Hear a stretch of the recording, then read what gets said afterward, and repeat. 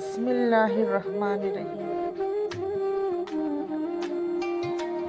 آپ صلی اللہ علیہ وسلم نے وحی کے رک جانے کے زمانے کے حالات بیان فرماتے ہوئے کہا کہ ایک روز میں چلا جا رہا تھا کہ اچانک میں نے آسمان کی طرف ایک آواز سنی اور میں نے اپنا سر آسمان کی طرف اٹھایا۔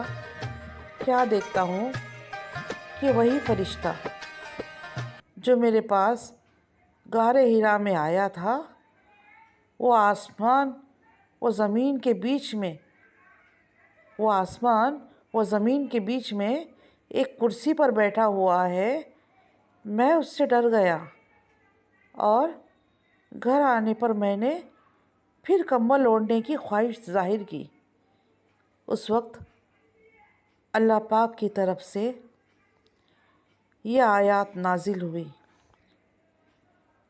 اے لحاف اوڑھ کر لیٹنے والے، اٹھ کھڑا ہو اور لوگوں کو عذاب الہی سے ڈرا اور اپنے رب کی بڑائی بیان کر اور اپنے کپڑوں کو پاک صاف رکھ اور گندگی سے دور رہ۔